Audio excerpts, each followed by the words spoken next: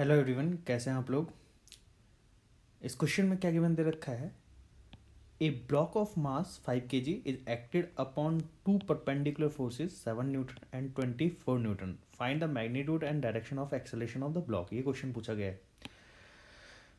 तो इस क्वेश्चन को हम लोग कैसे सॉल्व करेंगे देखते हैं। मान लेते हैं हमारे पास ये एक हॉरिजॉन्टल सरफेस है और इस हॉरिजॉन्टल सरफेस के ऊपर ये हॉरिजॉन्टल सरफेस कुछ इस तरीके से बना लेते हैं, ज़्यादा बेटर रहेगा।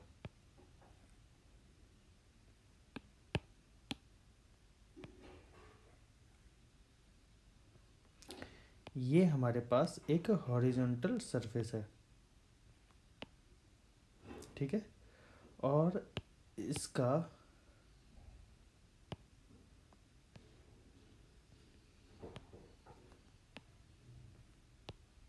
ये हमारे पास हॉरिजॉन्टल सरफेस है। इस पे हमने एक ब्लॉक रख दिया इस तरीके से।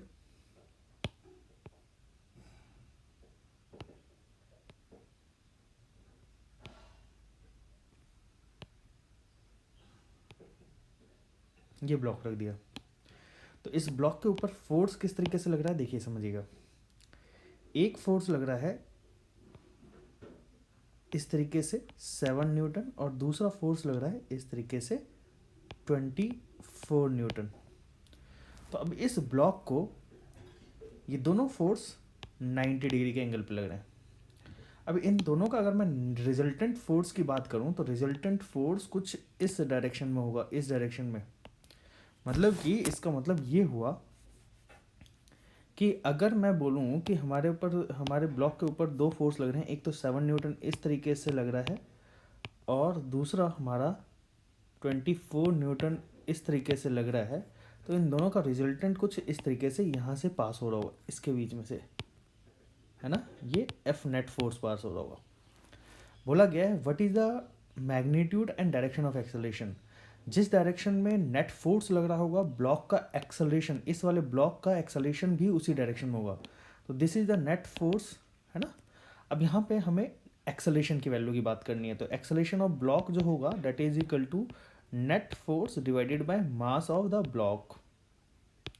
और नेट फोर्स कितना है यहाँ पे देखते हैं। नेट फोर्स हमें निकालना है यहाँ पे। तो नेट फोर्स की वैल्यू हमें निकालनी होगी, ये क्योंकि दोनों ही फोर्स परपेंडिकुलर लग रहे हैं।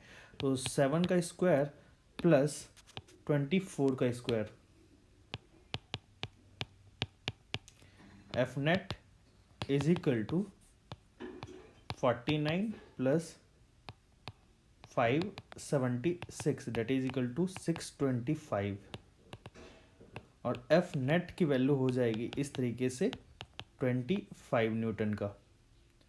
25 न्यूटन फोर्स इस डायरेक्शन में लग रहा होगा। अब यहाँ पे एफ नेट की वैल्यू मैंने 25 पुट कर दी। Mass of this block is 5 kg।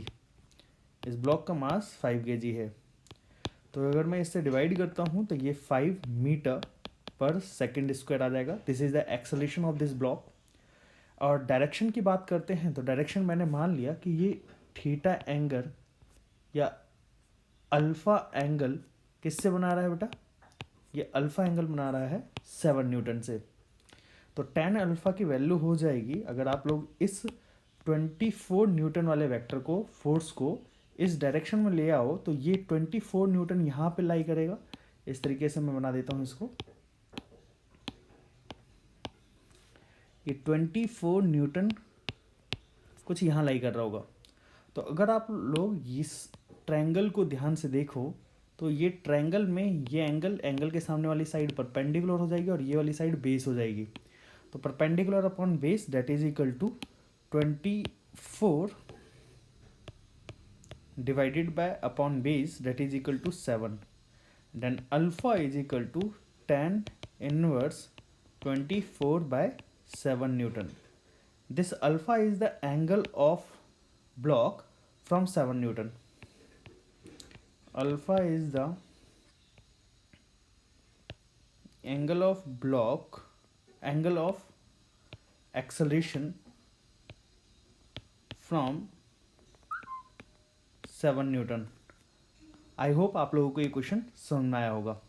तो यहाँ पे हम लोगों ने एक्सेलरेशन की वैल्यू भी फाइंड आउट कर ली। This is the acceleration of this block and the direction of acceleration भी हम लोगों ने निकाल लिया।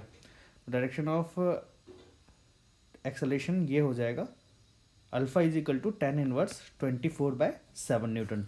आई होप आप लोगों को ये क्वेश्चन समझ में आया।